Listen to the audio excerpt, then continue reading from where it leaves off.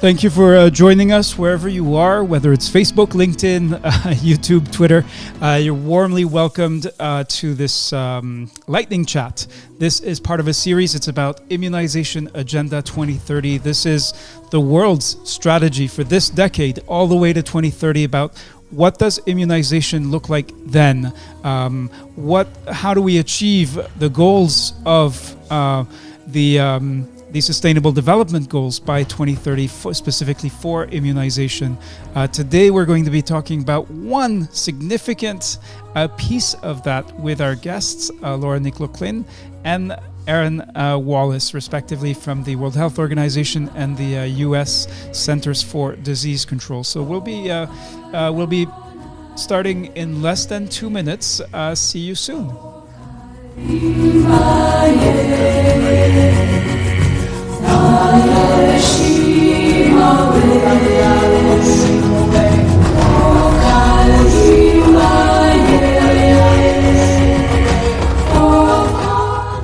And I want to warmly greet Amel El Tahir, who's definitely a regular, meaning diligent, committed, and attending. I think, Amel, you've attended all the Lightning Chats. You're connecting from the Kingdom of Saudi Arabia.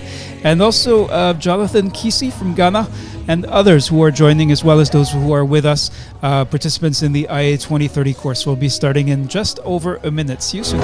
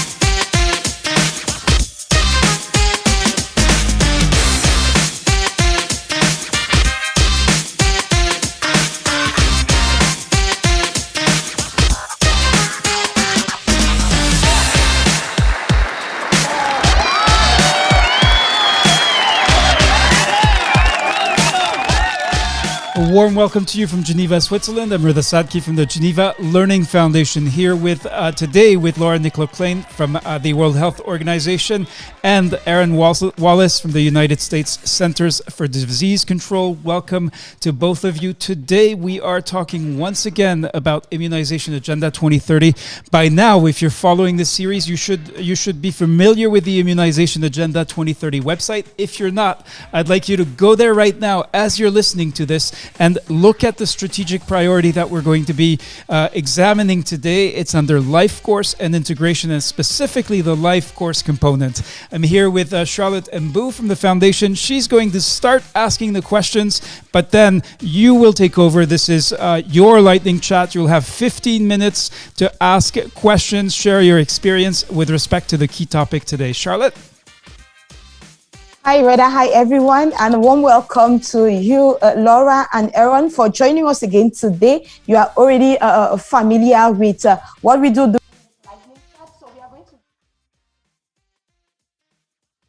You've been here before, so the regulars already know you. But for the sake of those who are joining for the first time, can you introduce yourself and tell us how your work is related to life course immunization? We'll start with Laura and then Aaron. Thank you, Charlotte. So my name is Laura Nic Lochlainn. I work here in Geneva at the World Health Organization, working in the life course integration team. So being the focal point for life course integration, my work directly relates to IA2030. And over the course of the past week and a half or 2 weeks, you've heard from me discussing integration, missed opportunities for vaccination, home-based records, and our life course. So a lot of this ties into the strategic priority 4, which is life course integration. And Aaron is the lead for that area, so I'm going to pass over to him to introduce himself. Thanks, Laura.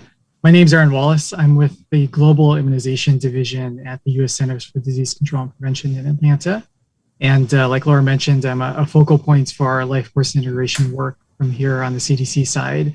And we work very closely with our partners at WHO, UNICEF, and beyond around the topic of supporting life course and integration, in particular around identifying the best practices in regards to rolling out a life course approach to immunization. Thanks. Thank you once again for being here. So what is the life course approach to immunization, and why is it important now? Okay. Aaron? Yeah, go Aaron. I think I'll let you take this time. Thanks. So the life course approach to integration goes at the idea of instead of just being focused on infant level vaccinations, that the opportunities for vaccination really never stop throughout the entire life course of an individual. And that opportunities now exist for many newer vaccines that are targeted at older age groups, at adolescents and adults, to reduce disease mortality and burden among those populations. And during those opportunities, it's also a real opportunity to be able to screen for and catch up on earlier missed vaccinations. So this idea of a life course approach is that vaccination never truly ends for an individual. Opportunities now exist across the entire lifespan. Okay, so Laura, what are its potential benefits? So the potential benefits are vast, because if we know that the vaccines go through a very rigorous process for development, and we know that only those that are truly effective are the ones that are available. So by being able to ensure that we have effective vaccines available, we can prevent disease burden and mortality, which helps our health systems, which gives people greater longevity in life, and also it gives them more opportunity to continue living as they want and contributing to our society. So the benefits are huge, and I think that in many countries, what we're seeing is that many countries have not really expanded beyond, as Aaron said, kind of childhood or maternal immunization. So there are great opportunities to really go beyond those age groups and to protect more people, because we all know that vaccination is a very powerful public health intervention. It has proven to be truly effective, but also cost effective, because we know that if you prevent disease, then you're preventing a huge burden on the health system. So I think that there are major opportunities and benefits to be taken. And I think that hopefully over the next decade, countries will begin to take on more of these other new and emerging vaccines that are coming on the line. And we can see that there's a certain vaccine that many countries at the moment are taking very seriously and trying to implement throughout across the life course. So let's hope that other countries can see what the benefits are for potentially other diseases and how they can prevent other future pandemics or other epidemics happening in the future. Thank you very much, Laura. And when you talk about life course vaccination, it's about increase in target, increased need for coaching equipment. So who gets to pay for this? Can we call this a cost-effective approach? Aaron, do you want to take that one? Sure, I'll go ahead and start on this one. So this is a great question. I think with a lot of the vaccines, the newer vaccines that are targeted for these older age groups, there is quite a bit of information that is, as part of the vaccine development process, gathered in terms of trying to identify which populations these vaccines are most beneficial for in terms of reducing disease mortality and morbidity. And as countries have the opportunity to introduce these, they also look at the costs regarding these vaccines. And so there is always a cost effectiveness angle that comes into account in terms of understanding what the benefits will be in terms of introducing a given vaccine beyond these historic childhood vaccinations that are there. And so a country ideally will have a good amount of information to make a decision about the ramifications from a financial standpoint about introducing the vaccine and understanding what's needed in terms of the adaptations that the system must undergo to support the introduction of these vaccines. And so it's not an idea of these being extra doses per se, but these are really doses these are vaccines across the life course that are targeted for a specific set of the population that they're going to be most beneficial for when it comes to reducing disease mortality and morbidity. I'll turn to Laura to see if there's anything to add. Yeah, and just in terms of the decision making when it comes to costs and the risk benefit assessment, many countries have, and we will mention this a number of times going forward, is these national immunization technical advisory groups or something similar, whereby you have a technical advisory group who will review evidence, and they use some metrics called QALYs or DALYs, QALYs for quality adjusted life year, or DALY is a disability adjusted life year, and they're used to look at, it's kind of a measure to see which is the most, if there's an advantage in terms of years gained or to see whether or not if an intervention is cost effective or not, whether we see that there's a improved health measure or outcome. So there's quite a complex system in many countries, whereas in other countries it's not as complex, because one of the key things is when you're trying to measure the burden of disease and looking at what effect an intervention will have on that disease, you need to ensure that you have good surveillance data available to actually know what the information is firsthand. So in many countries in the European region, they would have these technical advisory groups who would have very good access to disease burden data, and they can then make these risk assessments, these risk benefit assessments when it comes to deciding on whether or not an intervention such as a vaccination for a certain target group should be introduced or not. Thank you, Laura and Aaron. Thank you both, and thank you, Charlotte. So we've got folks online across the different platforms. So we've got Dr. Taimur Kayani, who says greetings from Pakistan, and then we've got lots of greetings, and I'll only read a few, and then two comments. Santosh from WHO India, Anish Shah from Nepal, who says hello everyone. Kwara Asundua Chagwa from Nigeria, Sani Mohammed Musa, also from Nigeria. And then here's the first comment. So Santosh Rajagopal says, there seems to be a huge knowledge gaps amongst non-pediatric specialists about vaccines in developing countries, especially. That's impacting even the COVID vaccine campaign. That's his comment. So we're looking for questions, and specifically on life course vaccination, Santosh, but thank you for sharing that. Emmanuel Demby says, good idea of IA2030. What's the fate of immunization records? So this was actually the topic of another discussion with another lightning chat with Laura Nic Lochlainn. By 2030, can Africa build the increases of target of immunization through primary and universal healthcare services? So that's what we've got so far. Charlotte, back to you. And I don't know, perhaps if Laura or Aaron want to address or sort of connect the dots back to our topic and the focus of this lightning chat, really life course immunization throughout the life course. Thank you very much, Reda. Before Laura and Aaron, they come in, I think one of the comments is in line actually with my next question. And Laura mentioned it earlier on, talking about national immunization technical advisory groups. You know, one of the core principles of IA2030 is that immunization programs are country-owned. How are country immunization programs being equipped to manage extending immunization beyond infancy throughout the life course? So we'll start with Laura and then Aaron. Yeah, so I suppose it goes to the point I was just making. So it's about having evidence-based decision-making.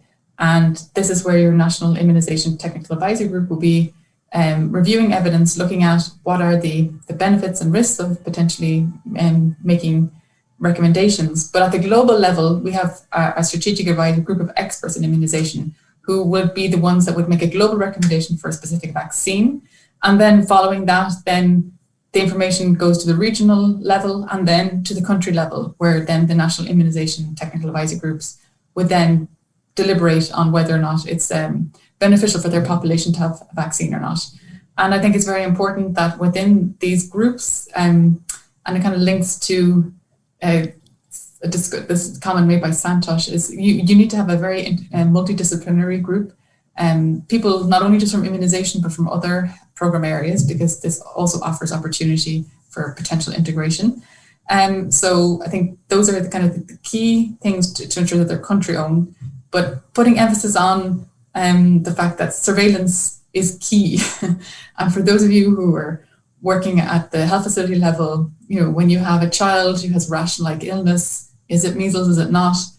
Reporting that case can be very, very, very, very, very important because it can lead to us understanding whether or not there is a true issue with certain diseases or not. And it goes for all the other diseases, but that's why surveillance is so important, because if we don't know what diseases are causing problems in a country because of weak surveillance, then we really are at a loss when it comes to a decision making about whether or not to introduce a certain vaccine or not.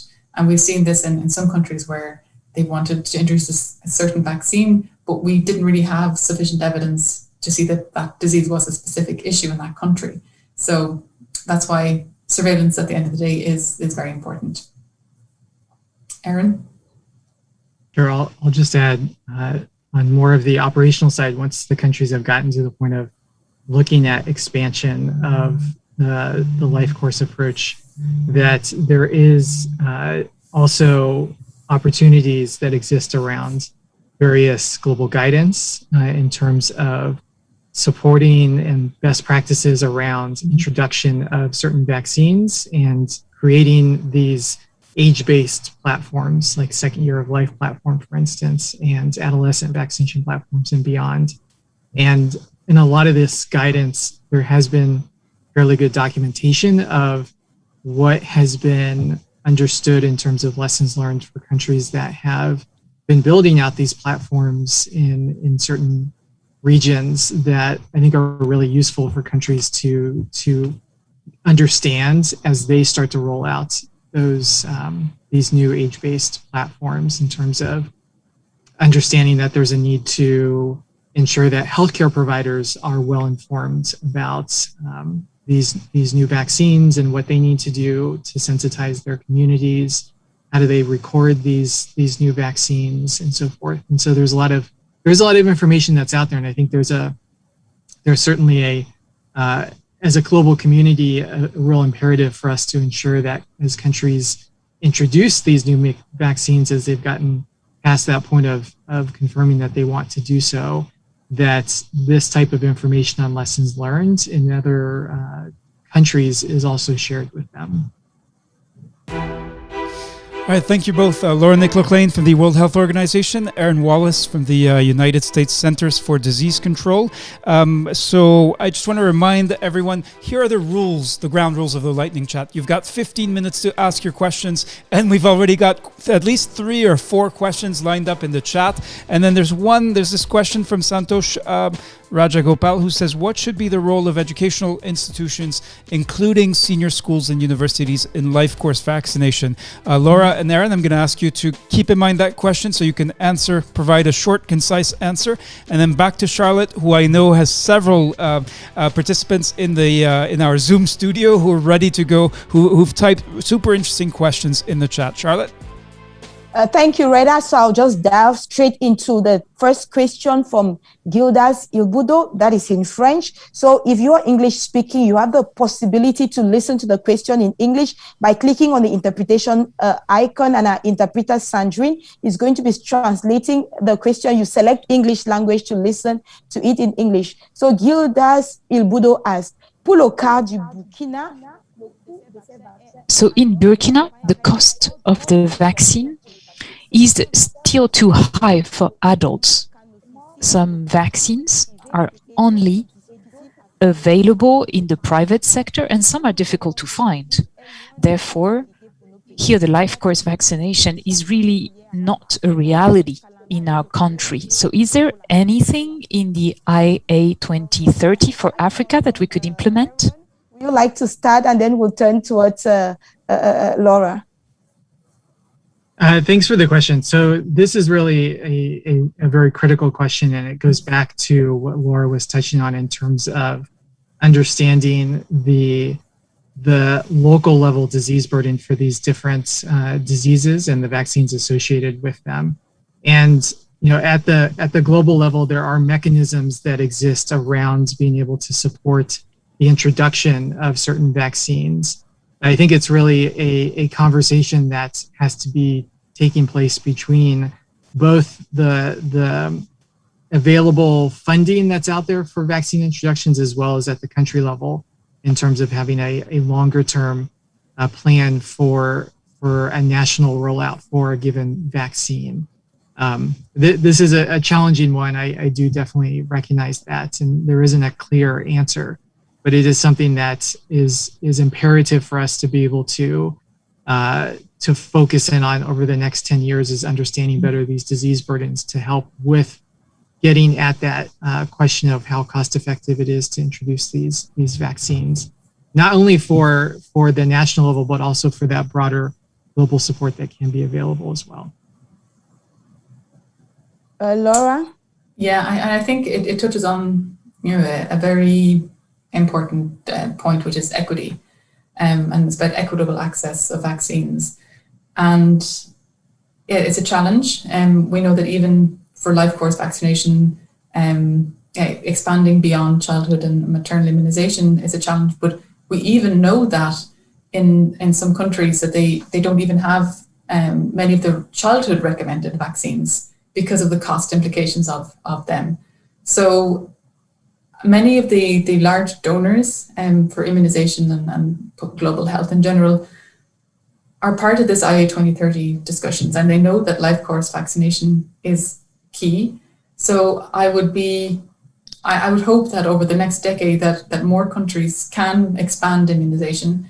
And certainly I think looking at how people have adapted to the COVID-19 pandemic and introducing COVID-19 vaccination to a wide cohort of their population, that hopefully this will help countries recognize that they can do it, that they're beginning to establish what we call them our platforms. So each stage of the life course is a platform. So you have maternal immunization, infancy, childhood, and within childhood we also have the second year of life platform, which is kind of a particular platform because it's kind of showing how you can expand immunization beyond infancy.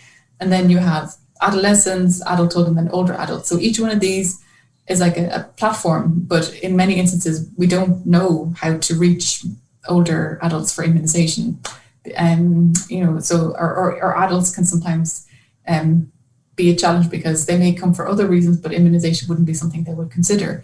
So it's going to be a challenge over the next decade, but I hope that there will be more equitable access, because for the work that I do, I can see a global picture of what the extent of life course vaccination is globally. And you can see that in the European region and in the Americas, that we see quite a broad array of countries that have a lot of vaccination across the life course. But then when we look in some regions, like in the African region and also in the Western Pacific region, we see that many countries don't have immunization beyond maternal immunization and infancy. So we really have to try and speak more loudly about having more access to vaccines. And then, as Aaron said, we need to understand the country context and understand if a certain vaccine would be viable and useful to be brought and introduced into that country. And then ensuring that if it is brought in, that it's available fairly, and that people don't have to be out of pocket and paying for very expensive vaccines. Yeah. Thanks to you both. This seems to be a shared concern for many participants in the room, because we had questions that came at the same time on this specific issue, notably from Martha in Cameroon, that says the cost of life course vaccination is quite expensive, and those who need this pay from their pockets. This already deprive a category of persons who are not able to go in for this. And she was asking, how does the IA2030 plan to address in low and middle income countries like Cameroon? And another from Haiti, you say, bonjour, je suis Cindy Rich, médecin clinicien. I am Cindy Rich. I'm a doctor in the community.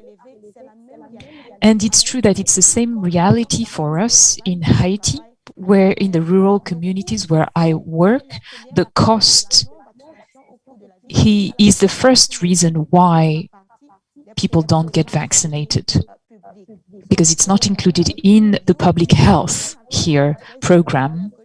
Move forward, I'll turn towards Reda. Any questions on Facebook that you want Laura and Aaron to look at now? So we do have that question from Santosh Rajagopal. What should be the role of educational institutions, including senior schools and universities, in life course vaccination? And then Ismaila Edego, who wants to know, what's the health education plan, especially at the rural, hard to reach, and security compromised, underserved communities in the life course vaccines of the IA2030 strategy? So that's piling up a number of challenges for Laura and Aaron to take on. So Aaron, you can take educational institutions, the first questions, then Laura will take the second. Thanks. So with the educational institutions question, so I think there's two pieces to this. One is in regards to these can be opportunities for placing vaccination locations there. There are different vaccine preventable diseases that are at times more centered around university communities, and so these are places where there can be an opportunity to be more targeted with providing older age vaccinations to these populations. And then I think there's also an angle too around the more of like the healthcare provider education piece. If these are universities that are focused on training up healthcare providers, there's also certainly an imperative to incorporating the life course approach to a curriculum around immunizations for healthcare providers. So it's a little bit of two separate answers there for the higher education university question. And also, Okay. can I just add for the higher education, it's also opportunity for health promotion. So it's an opportunity for adolescents to learn about immunization, so that as time goes on, they will appreciate and understand vaccination more, because many of them, they were only infants when they received their last vaccine. So I think trying to ensure that people understand more about the value of immunization in higher education is very important. And then, as Aaron mentioned, this in-service training, whereby people learn about immunization irrespective of which domain they're in the medical industry, could be very beneficial. Okay, thank you, Laura. There was a question that talked about education in rural, hard to reach, security compromised areas. Yeah, no, it's a tough situation to be in when we have these underserved populations in security fragile areas. And I think the important thing is to try and ensure that you have good community engagement. I know that this kind of follows on a little bit of what we were discussing last week about the home-based record, ensuring that you have that continuity of care or continuum of care, so that person can be followed if they do happen to be displaced from a certain area due to security.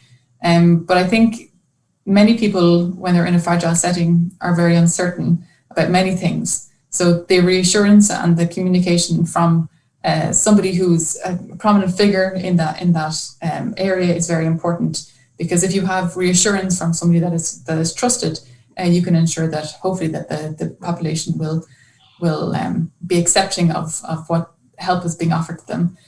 And I think that's why having a good communication is key, but also making sure that information is widely available and shared, and that people don't feel like they're being left out. Because as part of the IA2030 also, I'm sure you've had a lightning chat on zero dose populations, and these are groups of people who are left out of our health systems. And to try and make sure that those people are accessed and provided with care is really important, not only just immunization, but also other health interventions. And Aaron, you work a lot on this equity and zero dose. Do you want to add anything further? To add just also that there's a substantial role that's there for civil service organizations. The CSOs are oftentimes fairly engaged for displaced and fragile communities, populations, and ensuring that they are a part of the mobilization around the life course approach is really quite critical. And there are several different CSO broader organizations that do exist now to bring together CSOs and ensure that they're sensitized to the approach, and that piece to this will be around sensitizing more broadly the IA2030 strategic priority areas. Thank you both. There is a straight yes or no question here in French from Ouma Traoré. He says, at terme. So as a conclusion, will we introduce Ebola and COVID-19 vaccination as a routine vaccination in the IA2030? So, Dr. Traoré Ouma, district de santé Kaloum, Guinée-Conakry.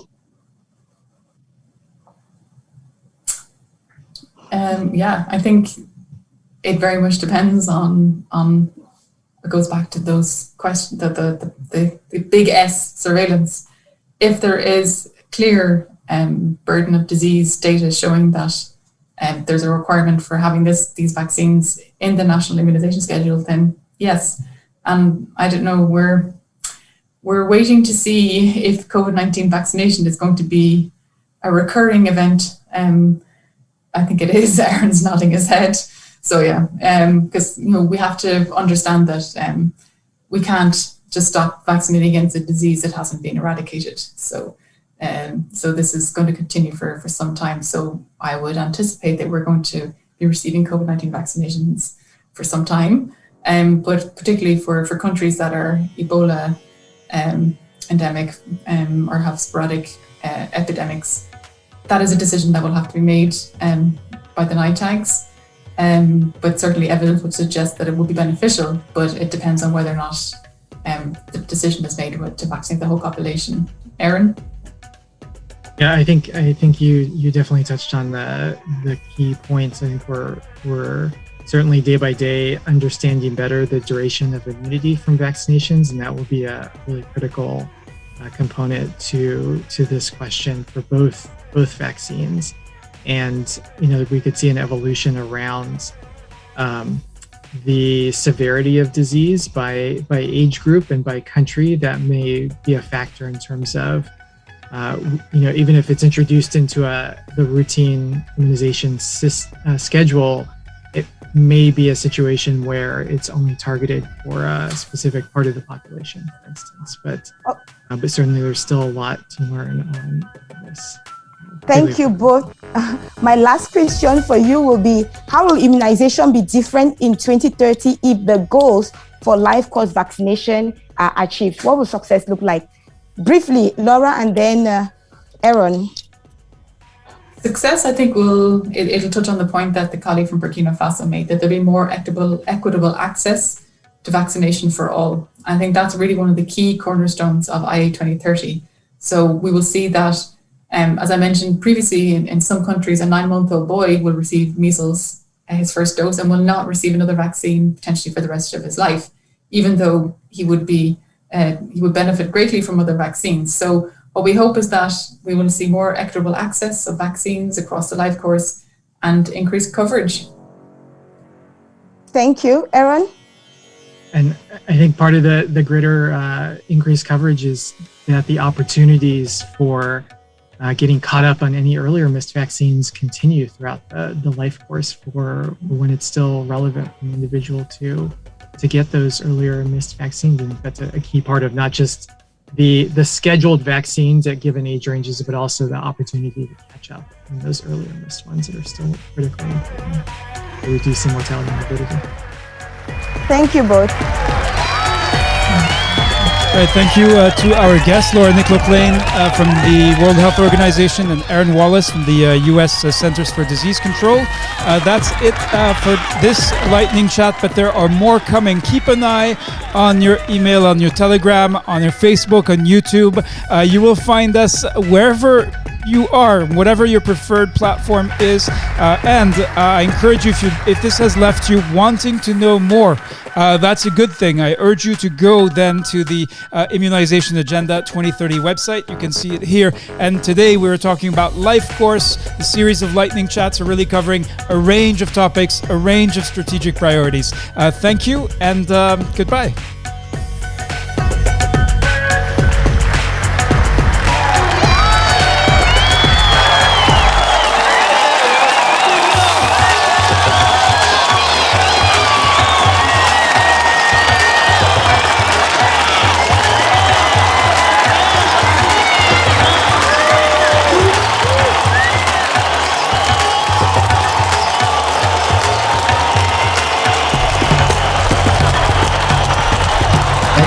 Thanks. Merci.